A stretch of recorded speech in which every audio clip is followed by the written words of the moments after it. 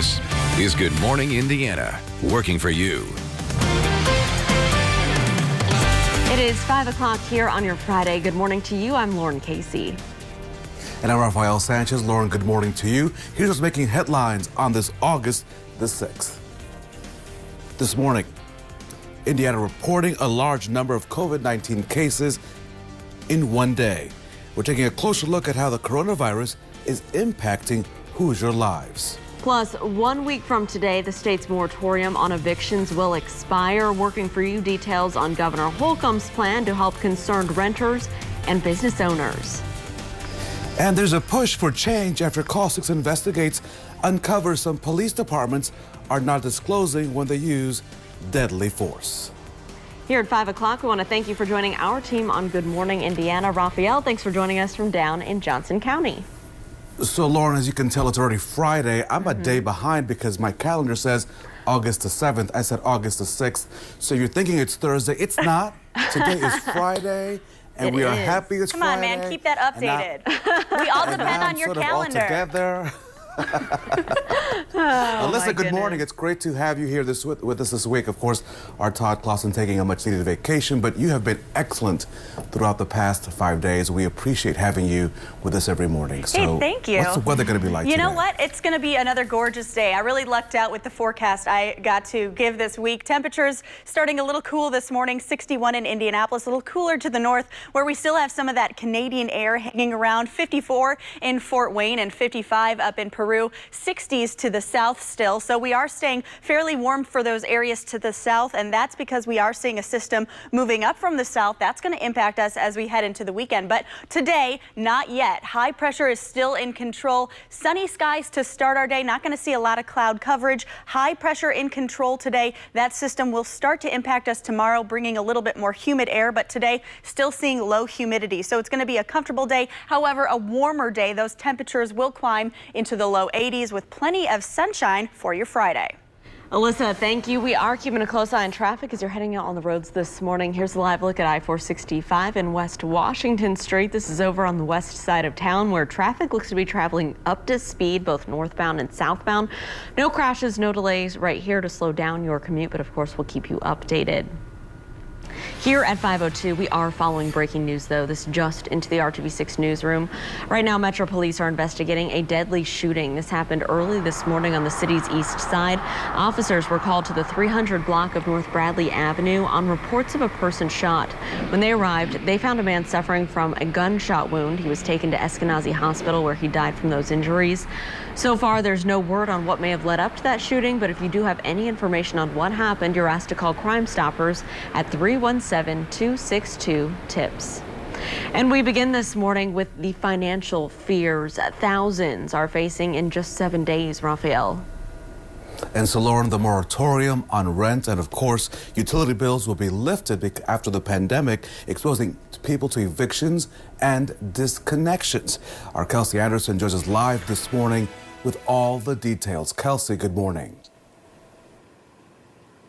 Hey, good morning. So that moratorium, it protected renters and tenants, whether it be your home or your workplace. It protected you from getting evicted. And like you just said, that ends next week on Friday, August 14th. We spoke to Morgan Roddy, a business owner in Muncie, and she fears things are going to get worse for a lot of business owners. Her shop, Queer Chocolatier, hasn't been open since the pandemic in fear that someone will get sick. Now that the moratorium is ending, the state is currently creating a program to help those facing evictions or foreclosures, anticipating it'll be ready within the next few weeks. It'll be free for landlords and tenants to settle disagreements over rent. I don't see any sense in stripping away any protections, either on a moral basis or an economic basis. I don't know what the intention is in letting any sort of protections strip away from the vulnerable Hoosiers.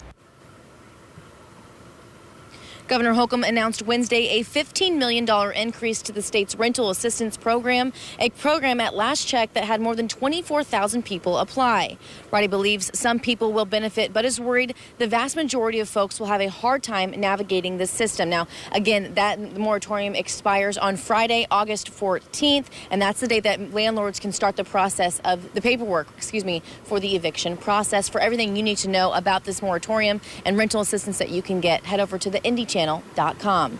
Reporting live, Kelsey Anderson, RTV6.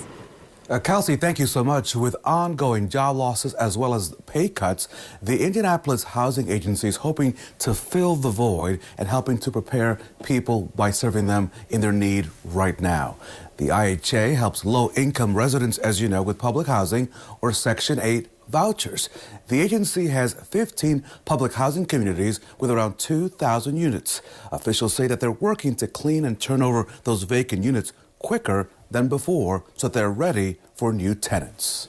What we are doing in light of COVID and in light of us identifying that there is a growing need is that we are processing our applications, particularly with public housing. We are processing them much quicker. IHA is also taking steps to protect current residents from COVID-19, like distributing gloves, masks, and hand sanitizers. The amount of people the agency is able to serve depends on the number of available units and how much federal funding it gets from the Department of Housing and Urban Development. Some alarming numbers now from the State Department of Health. On Thursday, Indiana set a new record in the number of new cases reported of the coronavirus in one day. State health officials reported 1,051 new coronavirus cases. Since the pandemic began, more than 71,000 Hoosiers have tested positive for the virus. Also on Thursday, health officials reported 6 new deaths of COVID-19. That means more than 2,800 people have died from COVID-19 in our state since the pandemic began. Taking a look now at the impact of the virus is having on the state's hospitals. This morning, nearly 54% of the state's ICU beds are being used by non-COVID patients. COVID patients are using 14% of the beds. At this hour, nearly 33% of ICU beds are available. This morning, nearly 82% of ventilators in the state are still available. So, Lauren, the state's top education leader says that schools can reopen safely as several school districts, as you know, are dealing with COVID-19 cases as they begin this new school year. Dr. Jennifer McCormick, the state's superintendent of public instruction, says it's best for medical experts to determine if and when and how schools should reopen. She says her office is continuously working with local districts on back-to-school plans.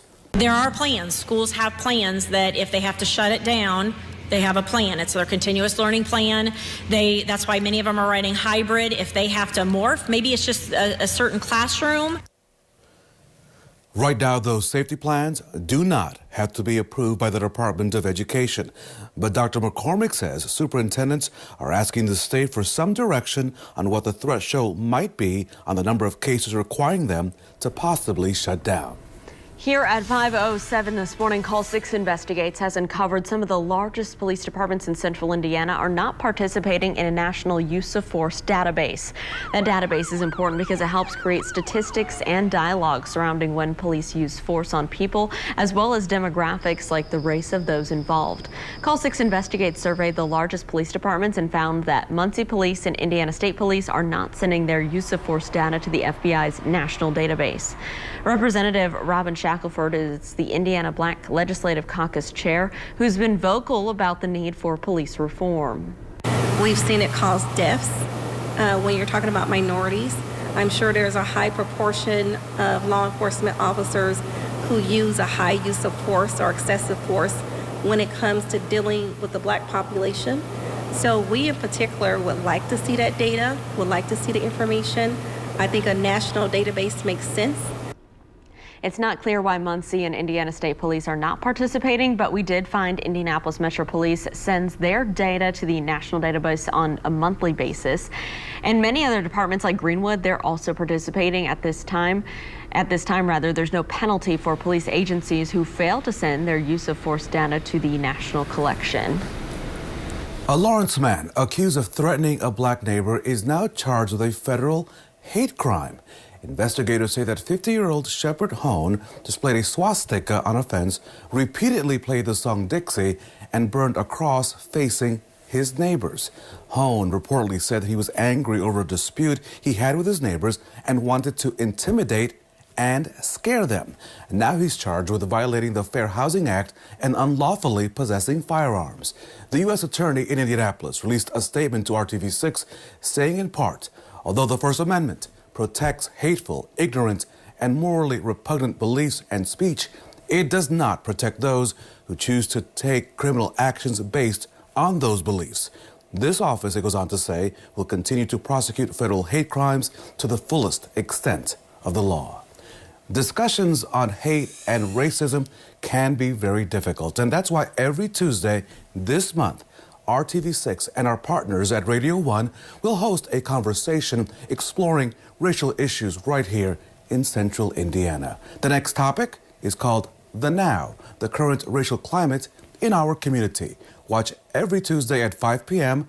on the RTV6 Facebook page. Now time to check your forecast with Alyssa Donovan. And Alyssa, what a week we've had. It's great to have you in for Todd Clausen, and the weather has been absolutely gorgeous. Yes, we've really lucked out this week. It hasn't really felt like August the past couple days, a little bit more like fall, but today it's definitely going to feel more like summer as you walk outside. Temperatures starting again just a little bit below average, but mostly sunny skies to start our day. 60 degrees by the 8 a.m. hour. As we head through the day, we're going to continue to see mostly sunny skies. That high pressure has really taken control over the Midwest, and it's going to keep us clear with those sunny skies by the noon hour, right around 76 degrees. So we are warming quickly because of all that sunshine. We are going to continuing to see mostly sunny skies this afternoon, and into the evening we'll see clear conditions as well. Highs today creeping into the low 80s, and then tomorrow we're even warmer. Chances of showers and storms return this weekend. Alyssa, thank you so much. Congress now facing a self-imposed deadline of today to get another stimulus package passed, as many Americans and as many Hoosiers face more financial woes. The latest on those negotiations up next. Lauren? And Raphael, mortgage rates hit another record low this week. Coming up, how the new numbers could strengthen the real estate market. It's 5:11. Stick around. We'll be right back.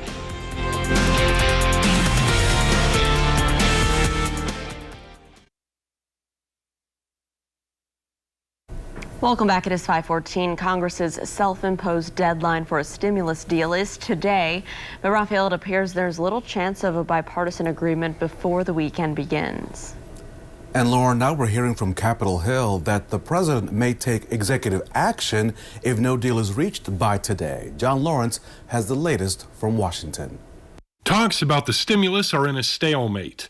Top White House negotiators say big roadblocks remain after Thursday's 3-hour meeting with Democratic leaders. We're willing to stay engaged, but I can tell you that the differences are still significant. House Speaker Nancy Pelosi also disappointed with the discussions. We have always said that the Republicans and the president do not understand the gravity of the situation, and every time we meet with them, it is reinforced. The points of disagreement haven't changed much since the sit-downs began. My frustration is that we could have passed a very skinny deal that dealt with some of the most pressing issues. We should do something, and we should do something big, and we should do it in a way that is bipartisan, as we have done every other bill. One big sticking point is aid to state and local governments as they struggle to stay afloat financially after the coronavirus pandemic crushed the U.S. economy and left millions jobless. The best and really only good way to help the American people is a broad, strong, bipartisan agreement. If the Democrats are willing to compromise and do something, I think we'll get something done. I'm John Lawrence reporting. So as Americans, as Hoosiers wait for that next stimulus bill to occur, the concept of the universal basic income is getting a lot of attention at this moment in time. The idea is to give out recurring payments to everyone without any strings attached. Stockton, California has been testing this concept now with 125 people, giving them $500 a month. And now 15 more mayors have joined a group working to launch more pilot programs in their cities. An economics professor says the pandemic stimulus payments can be seen as a form of universal basic income. Seeing that, I think it just makes the idea more real. And at the same time, it's pretty clear at this very moment why you might find this idea appealing. That's because, again, a lot of people have lost income. There's a clear need for income security. But how universal basic income gets funded is really the big question. Stockton's mayor says money from the Pentagon's budget or tax money from the legalization of marijuana could work. He's paying for his city's current pilot program with a grant and a private donation. Other cities looking to start pilots of this kind are considering forming public-private partnerships or working to find room in their own city budgets. Lauren? Raphael, here at 517, New York Attorney General Letitia James says that she's moving to dissolve the National Rifle Association. She claims the group's leaders violated tax laws by falsely claiming nonprofit status. James says NRA executives funneled millions of dollars into their own pockets and paid off family, friends, and favored vendors. The group, which has 5 million members and calls itself a charity, lost more than $63 million in 3 years. The suit also asked the court to force longtime exec Wayne LaPierre and other execs to make a full restitution. NRA President Carolyn Meadows called the lawsuit, quote, a baseless premeditated attack on a group, and said the announcement and filing are politically motivated. So for the first time in American history, an African American is now Chief of Staff of the United States Air Force. General Charles Brown was surrounded by his wife, sons, the president, and vice president during his swearing-in ceremony earlier this week. Now, Mr. Brown is a decorated commander and a pilot with nearly 3,000 flying hours and 130 combat hours. He was nominated for the job by President Trump and confirmed by the Senate back in June. Brown is not just setting a new precedent for the Air Force, he's also the first African-American service chief in U.S. military history. Time now to check your forecast. And Alyssa Donovan, while it's felt a lot like spring this week, summer is going to make a comeback. So sit tight, because here it comes. That's right. Yeah, it's going to come back with a vengeance this weekend. We are going to feel that humidity back in the forecast and those potential chances for showers and thunderstorms in the afternoon. It's really going to feel a lot more like summer as we head over the next couple days. Today, though, it's just going to be a nice and sunny summer day.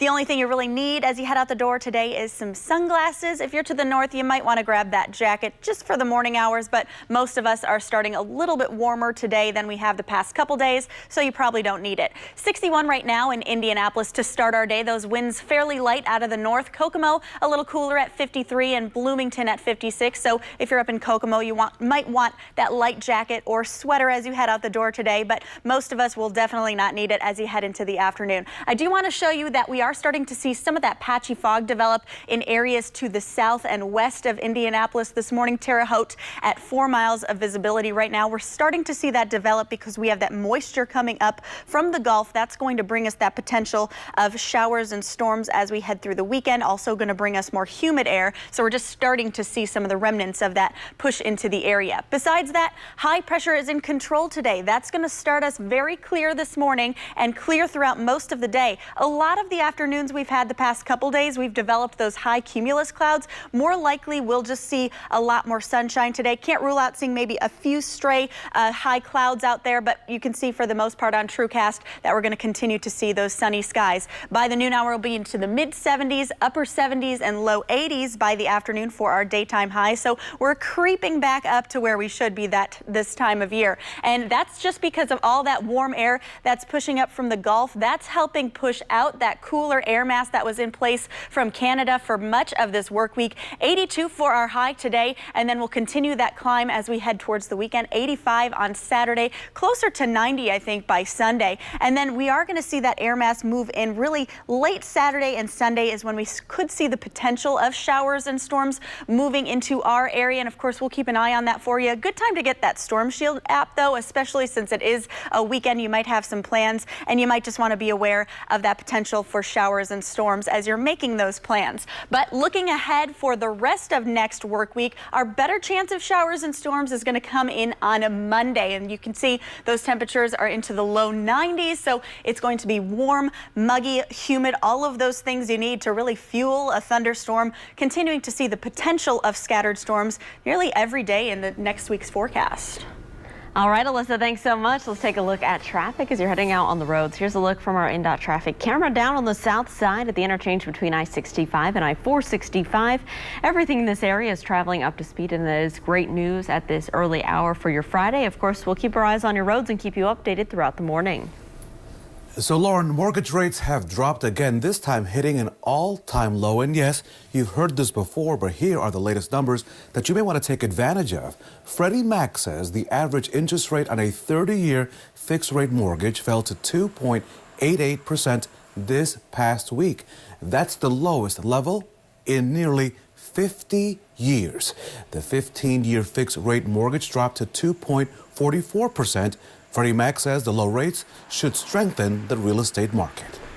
Well, Raphael, a big send-off for the first day of school for a fallen officer's son. Coming up next, continuing the bond Lieutenant Aaron Allen's son has with his father's Brothers in Blue. We'll have more on this story after the break. Stay with us.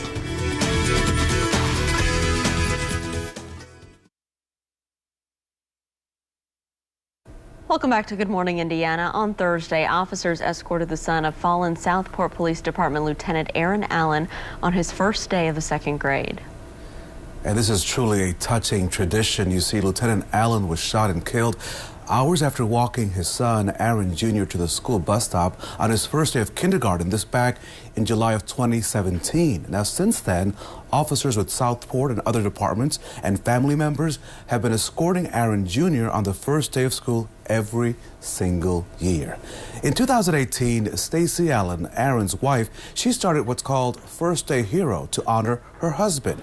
She encourages families to be present on their kids' first day of school and to take a photo to show their love. And that, of course, another memorable moment for that family, and always a touching time there for the police officers in Southport and all those who knew Lieutenant Allen.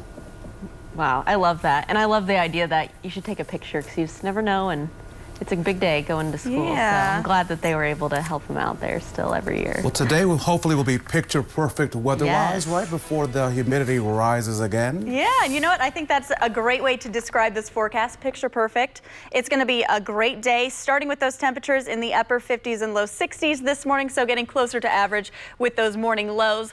Sunshine throughout the day. Really not going to see any cloud coverage except for to start. Could see some patchy fog this morning as well. Looking at that weekend, a split weekend, mostly sunny Saturday, chances of storms by Sunday. You're watching Good Morning Indiana. We'll be right back.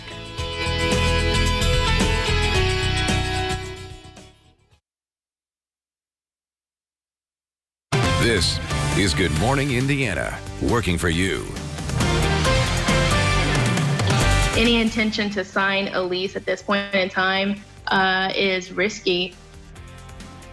Time running out on the state's eviction moratorium. Now at 5:30, why one business owner says the move will hurt struggling Hoosiers.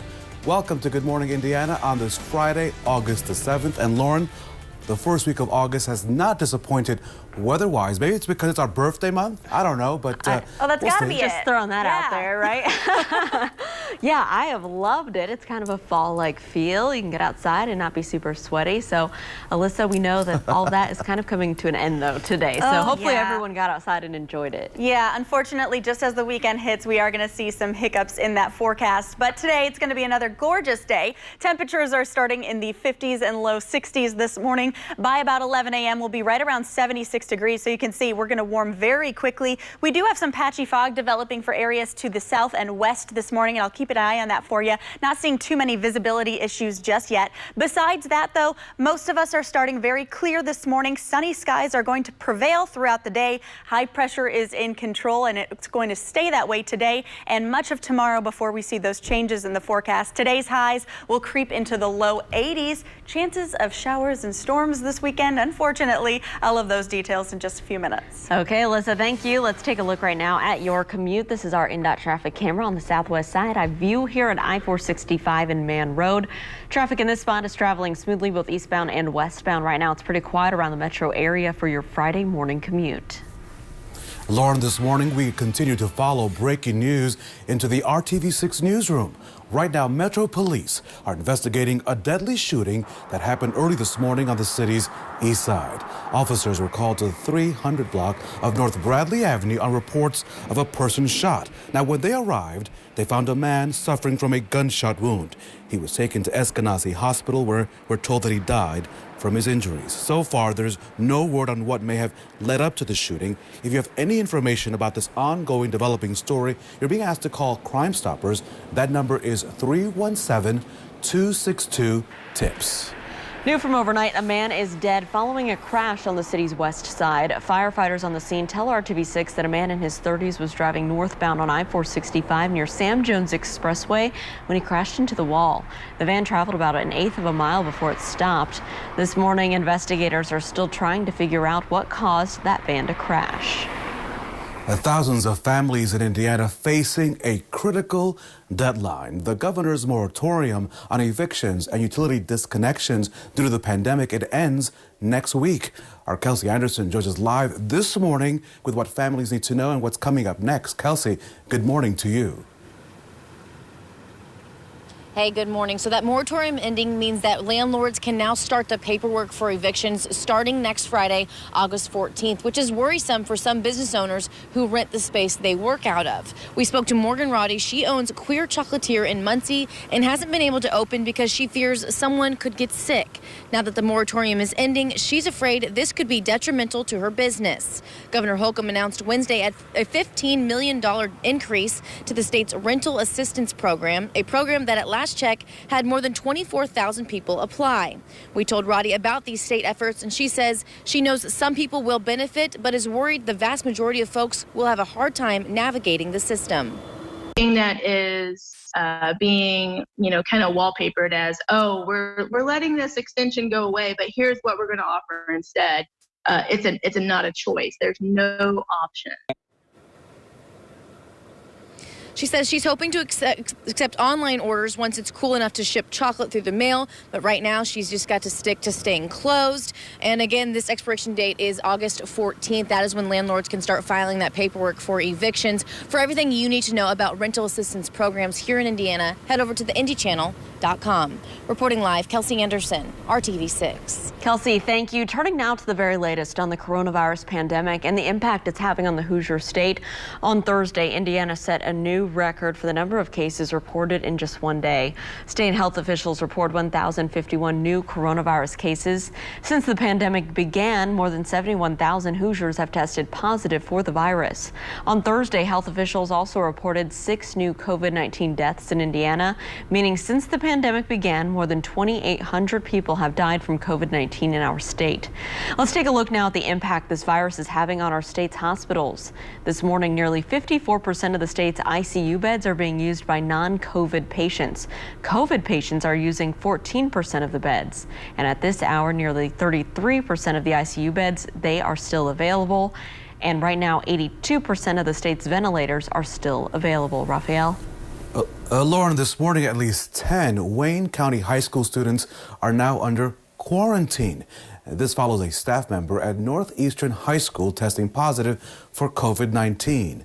In a statement to RTV6, the Wayne County Health Department says it's been in close contact with the school to notify any staff member or student who's had close contact with a COVID-19 infected person. This morning, the FDA is loosening the requirements for surgical masks, citing shortages. Nurses unions, governors, and other groups say that they're struggling to get personal protective equipment for frontline healthcare workers. The White House claims that PPE supplies are adequate, but the FDA indicates otherwise. The agency issuing emergency authorization for certain disposable single-use surgical masks in healthcare settings. The FDA warns that these loosened guidelines don't replace the need for the FDA-cleared surgical masks and authorized respirators. So let's now take you to Tippecanoe County, where this morning police in Lafayette, they're trying to learn more about what led to a man's death in that county. The man was found lying on the roadway around 10 o'clock Thursday night near North 9th and Ferry Streets. The man was taken to the hospital. We're told he later died. Police say the man's death could be traffic related. If you have any information about what could have happened or what did happen, you're asked to call the Lafayette Police Department. This morning, Raphael, Impd officers involved in the deadly shooting of Mikhail Rose have returned to full duty status. 19-year-old Rose was killed in exchange of gunfire with an officer while responding to a burglary call. The incident happened on May 7th, just hours after Drejon Reed was shot and killed by another Impd officer in what police also say was an exchange of gunfire.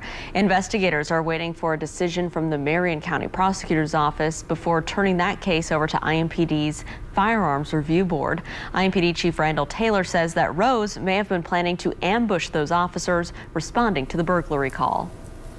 He was known to race fans as the priest in the pits. But Father Glenn O'Connor's legacy is how he loved to help people who were struggling. That's his other legacy that he's known for around our city. Now his legacy will live on in a new home bearing his name on the city's west side. Ground was broke on the Father Glenn O'Connor home next to Seeds of Hope near St. Joseph Catholic Church. Father Glenn led the effort to open Seeds of Hope back in 1999 when he was the pastor at the parish there at St. Joseph's. Seeds of Hope is a transitional home for women struggling with drug and alcohol addiction. There is no other name that would fit this home. We're going to build a 3-quarter house, and this house is where the ladies will live until they get a better footing, better equipped to be in the outside world. Father Glenn is missed by race fans. The home will have 22 apartments and should be ready for its first occupants next summer. As you take a look at your forecast on this Friday, summer is not the key word. It's felt more like fall, but as Alyssa is telling us, right, it's coming back. It's going to get a little bit warmer this weekend. It's going to be warmer and more humid this weekend. We're going to see those afternoon showers and storms back in the forecast, so it's going to be a lot more summer-like over the next couple days. Today, we're starting in the low 60s this morning at 61 degrees right now in Indianapolis. As we head through the day, what's going on is high pressure is in control, so that means we're going to see a lot of clear and sunny skies throughout the day. That high pressure is right over central Indiana right now, so we're really going to feel that impact. It's going to stay fairly dry today, and then we are going to see that humidity building back into the forecast as we head into tomorrow, and that's because we do have a disturbance just to the southwest of us right now that will start to track in tomorrow. We'll continue to see sunny conditions for Saturday, and then by Sunday, that's when we're really going to see that chance of showers and storms back in the forecast. But tomorrow's going to be humid. Today, not as humid quite yet. 61 to start our day. By the afternoon, 82 degrees for the high. Faith and race dominating the race for the White House. This morning, the comments making Joe Biden issue an apology and the double down attacks from both sides. Plus, President Trump signing an executive order targeting TikTok. Ahead this morning, how the social media app has to be sold or stop operations. We want to thank you for starting your Friday with us here on Good Morning Indiana.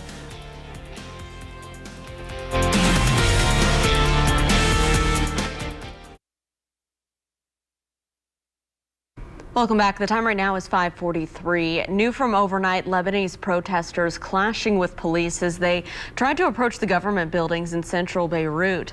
Tensions are high following Tuesday's devastating explosion in Beirut that killed 130 people. Earlier on Thursday, Beirut residents showed anger against the government during a visit by the French President Emmanuel Macron. Many Lebanese blame the disaster on the country's political elites, accusing them of corruption and mismanagement. Back here at home, now to the race for the White House. Joe Biden facing backlash for his comments about the black community. And meanwhile, the president's latest attack on Joe Biden is being called deeply personal. ABC's Kenneth Moten has the latest. This morning, the topics of faith and race dominating the campaign trail with less than 3 months until the election. Presumptive Democratic presidential nominee Joe Biden is clarifying his Thursday comments when he seemed to suggest the black community lacks diversity of thought. What you all know, but most people don't know, unlike the African American community, with notable exceptions, the Latino community is an incredibly diverse community with incredibly different attitudes about different things. Overnight, Biden said that he in no way meant to suggest the African American community is a monolith, not by identity, not on issues, not at all, adding that he was referring to diversity of attitudes among Latinos when it comes to immigration. President Trump calling the remark insulting. What he said is incredible, and I don't know what's going on with him. It's the second time since May that Biden is apologizing for a comment about race. The way that he talks about race, at the very least, is problematic. And there's a lot of folks of color who listen to the way that this man speaks and say, this isn't someone who has really evolved with the times. President Trump has a long history of divisive actions and racially charged remarks. He recently labeled Black Lives Matter a hate group and retweeted a supporter shouting the racist phrase, white power. And now Trump is attacking Biden's faith, claiming the former vice president is against God. He's following the radical left agenda. No religion, no anything. Hurt the Bible, hurt God. He's against God, he's against guns. Biden's campaign responding, saying Joe Biden's faith is at the core of who he is.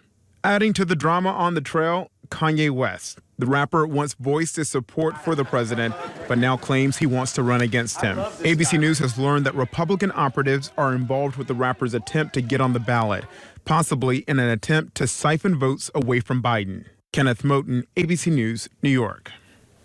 So this morning, President Trump is making good on his threat to ban TikTok. His executive order says the video sharing social media app cannot operate in the United States in 45 days unless it is sold by its Chinese parent company. Microsoft has reportedly been in talks to purchase TikTok from ByteDance, which owns TikTok. Trump's order accuses TikTok of capturing information like location data and browsing histories from its users. It goes on to say that China's government could use that information to track federal employees that could later be used for blackmail. Lauren? Raphael, this morning, as scientists work to perfect a safe and effective vaccine, doctors say it's important to know the guidelines are being followed.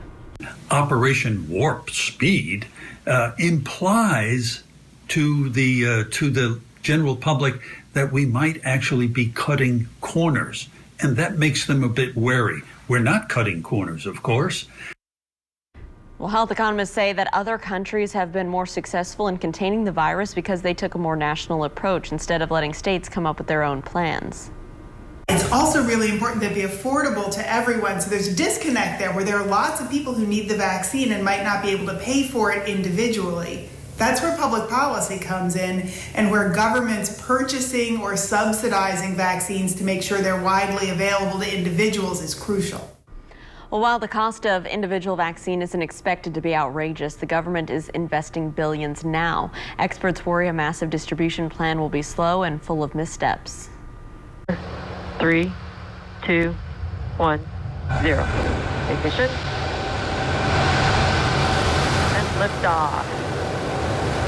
That is always a glorious view. That's the countdown and the liftoff from the SpaceX Falcon rocket that just launched in Florida overnight. And there it goes. The rocket is carrying 57 Starlink satellites that will provide internet access to remote areas.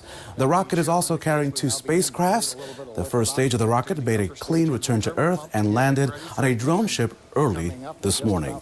We are launching into a warmer weekend. Leading our mission is our very own Alyssa Donovan. Good morning, Captain Donovan. How's it looking? I like from that. the weather office? That's nice.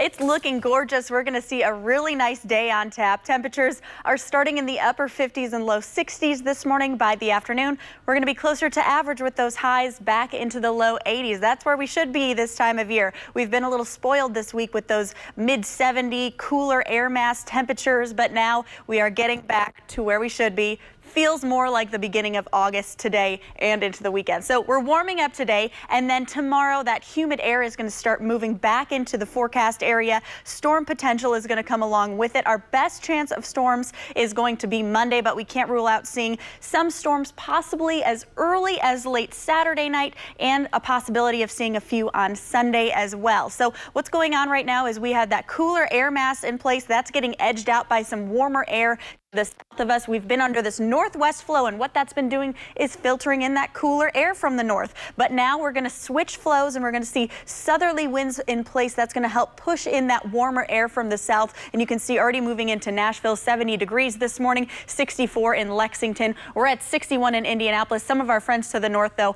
are still in those 50-degree ranges this morning. So if you're up there, you might want to grab a lighter jacket. I'm talking to you in Peru and Kokomo. And we are seeing a little bit of fog developing this morning. Most of that is just to the south, right around Terre Haute, not showing up too badly on our radar right now, but we are down to just 4 miles of visibility there. Continuing to keep an eye on that just as that moisture moves up from the south. Could see some more of that developing across central Indiana. So high pressure is in control today. What that's going to do is keep us fairly clear and sunny, and that's what we're going to see throughout the day. So yesterday we saw some cumulus clouds develop. Can't rule out maybe a few stray ones late this afternoon, But because of all that sunshine we're going to see today, that is why we are going to warm up so quickly and into the low 80s where we should be. Today, our highs 82 degrees in Indianapolis, 80 up in Peru and Muncie. So a nice warm day on tap, still low with that humidity, but that's going to change tomorrow. So there's that air mass I was talking about. That's going to move into place, bringing us those potential for showers and storms as early as late Saturday night and into Sunday morning. Our better chance of seeing those showers and storms will be early next week on Monday and Tuesday, with some lingering scattered showers possible Wednesday and Thursday. Alyssa, thank you. Let's take a look at your commute right now as you're heading out the door on this Friday. Taking a look up here in Fishers, good morning to you. Here's I-69, a view at 106th Street, where traffic is moving along up to speed, both northbound and southbound. We'll have more news, weather, and traffic coming up just after the break. Stay with us.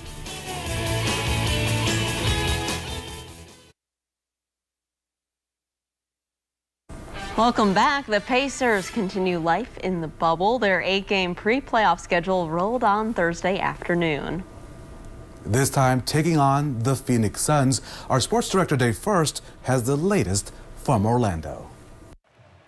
Fourth game of the restart for the Pacers, hoping to stay undefeated. Same story, though, for Phoenix. 3-0 so far and trying to grab the 8th and final playoff spot in the West. And it was Phoenix first out of the gate. Ricky Rubio with 2 of his 13. Suns start the game on a 17-0 run. TJ Warren has been the NBA's star in this restart, averaging close to 40 points per game. Comes up with the steal and the finish as the Pacers climb within 9 at the time. Warren with a modest 16 on 7 of 20 shooting. Among those in the virtual seats for this one, Shaq. As the attack continued in the third, Malcolm Brogdon with the and one. He had a game-high 25. Pacers up 3 with 2 minutes left in the third. But Phoenix answers with an incredible 21-0 run. Cameron Payne providing most of the pain. He had 15 off the bench and hold pace after that. Indiana with their first loss in Orlando, 114-99. Victor Oladipo with 16 in the losing effort. A tough one for the blue and gold, who never really got on track. I just didn't think that we had a flow all night long. That was both units. I didn't think that we established ourselves defensively. I thought more focus was on the offensive end of the floor tonight. I think we're a little bit tired. We had a day off. I think guys have been taking care of their bodies, but this is a tough run that we're on, a lot of games in a short number of days. So we're going to do our best and try to continue to win games going into the playoffs. Rough start. It was a little tough for us to come back from it, but in the end, I think it's good for us. I think that we needed to be humbled a little bit. At the end of the day, it's about learning from it and just getting better. So, fortunately, we couldn't win today, but, we've been playing really well out here, and we just got to continue to keep building on that. The Pacers with a day to regroup. They take on the Western Conference leading Lakers on Saturday. Day first, RTV 6 Sports. Well, we are in for a really nice summer day today, starting with those temperatures in the 60s this morning. We're going to see plenty of sunshine throughout. Highs today will reach the low 80s, so getting closer to average with those daytime highs. And looking ahead to this weekend, Saturday and Sunday, it's going to be a bit of a split. 85 on Saturday with more humid air, but plenty of sunshine. Chances of showers return Sunday and into Monday. You're watching Good Morning Indiana. We'll be right back.